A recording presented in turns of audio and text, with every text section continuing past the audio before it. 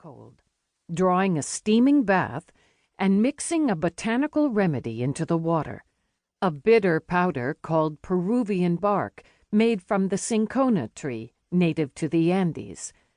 The bark, which was later discovered to contain quinine, had been used for centuries by the Quechua people to cure malaria before the Jesuits imported it to Europe in the 1630s.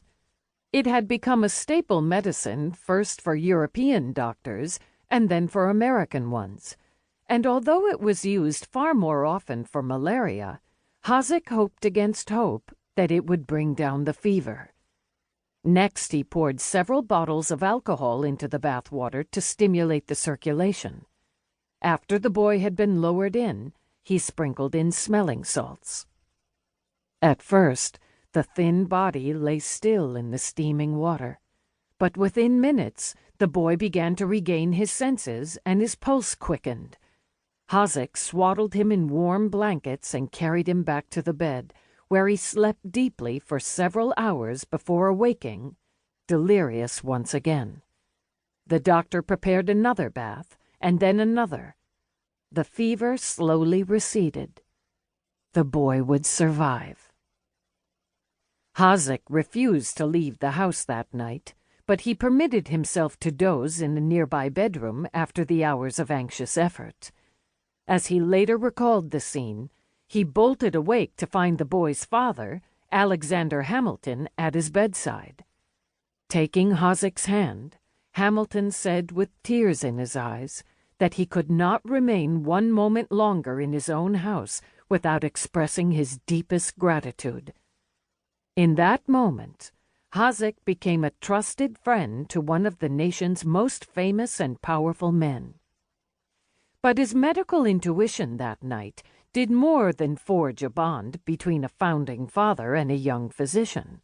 It moved him one step closer to an idea he had quietly been nursing for 3 years.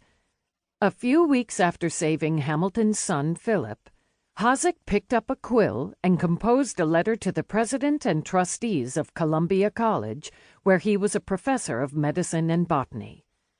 He meant with this letter to move the earth.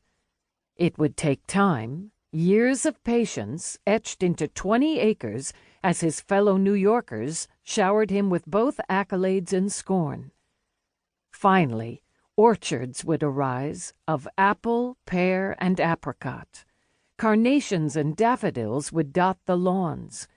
Medicinal plants, poppies, chamomile, feverfew, ginseng, and dozens more, would grow in tidy plots and along shaded walkways. A glass edifice nearly 200 feet long would stretch across the land, a magnificent conservatory to shelter the plants of the world's deserts and jungles from icy New York winters. Hosack would gather into his island Eden more than 2,000 species of plants, collected from correspondents around the globe and from the farms next door. It was an American triumph, the first botanical garden founded for the new nation. Because of his garden, Hosack became one of the most famous Americans of his time.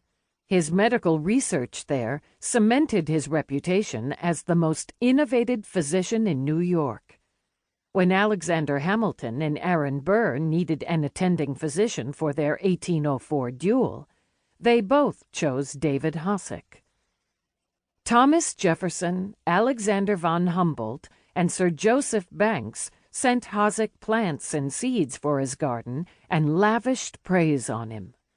When the 66-year-old Hosack suffered a stroke in 1835, newspapers from South Carolina to New Hampshire ran bulletins about his illness and offered prayers for his recovery. Even before this, he had been immortalized in paintings, in marble busts, on commemorative coins, and in the names of plant species. Some Europeans called him the Sir Joseph Banks of America. It was the highest honor imaginable for an American scientist. Hosack was born in 1769 and grew up under the British occupation of New York City during the Revolutionary War. He came of age